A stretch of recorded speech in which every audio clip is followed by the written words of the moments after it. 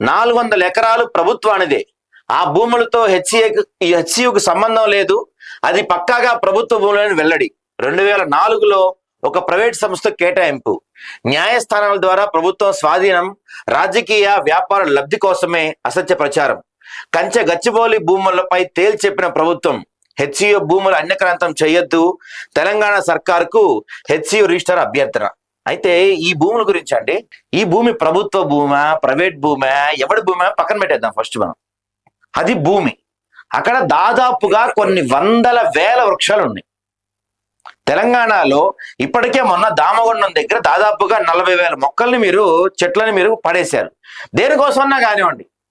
మీరేం చెప్పారండి రేవంత్ రెడ్డి గారు, మీరు రాగానే 1 గుంట భూమిని కూడా మేము వేలం వెయ్యం, ప్రభుత్వం భూములను అమ్మదు, ఇది మా విధానం అని చెప్పిన మీరు ఇప్పుడు 400 ఎకరాల కోసం మీరు చేస్తున్న రచ్చ మామూలు రచ్చ కాదు.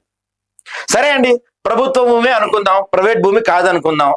మరి ప్రభుత్వ భూమి అయినప్పుడు అర్ధరాత్రి జేసీబీలు తీసుకెళ్లి అక్కడ మీరు చెట్లు పుట్టలు పడాల్సిన అవసరం వచ్చింది? దర్జాగా మీరు పగలపూట పోయి చేయండి, ఎవడొద్దన్నాడు మిమ్మల్ని? అరే ఇది మీకు వినపడలేదా ముఖ్యమంత్రి గారు? ఇక్కడ ఇక్కడ జరుగుతున్నప్పుడు అసలు ఆ నెమల గొంతునేయండి మీరు పాపం.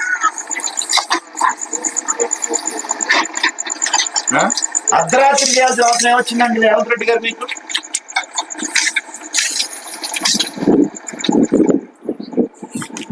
నిన్నటి నుంచి ప్రతి ఒక్కళ్ళ చర్చ కూడా మీ ముఖ్యమంత్రి గారు పదే పదే దీని గురించి మీరు చెప్పిన ప్రతిసారి కూడా అది ప్రభుత్వ భూమి కాదు, అది ప్రైవేట్ భూమి కాదు, ప్రభుత్వ భూమి, దానిపై మాకు హక్కు ఉంది, తక్కు ఉంది, తోలుందని చెప్తున్నారు. కానీ అరే అది ప్రభుత్వ భూమి, ప్రైవేట్ పక్కన పెట్టండి.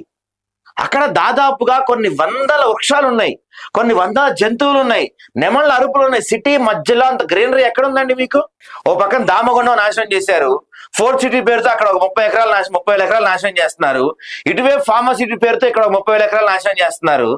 హైదరాబాద్ చుట్టుపక్కల ఉన్న అడవుల్ని మొత్తం మీరు తీసేసి మొత్తం నాశనం చేసి అటు నుంచి వచ్చే చల్లటి గాలి, హైదరాబాద్ లో ఒకప్పుడు చెమట పట్టేది కాదు, మనకి చెమట ఉండేది కాదు, వేడి గాలి వచ్చేది కాదు, వేడి వడగాలు ఉండేవి కాదు. ఇప్పుడు అవన్నీ మనం ఫేస్ చేస్తున్నాం. మొన్న చూస్తే సనత్ నగర్ లో ఎయిర్ క్వాలిటీ ఇండెక్స్ దాదాపుగా 300 దాటేసింది. అంటే ఎయిర్ క్వాలిటీ ఇండెక్స్ ఢిల్లీకి మనం దగ్గరలో చేరుకుంటున్నాం.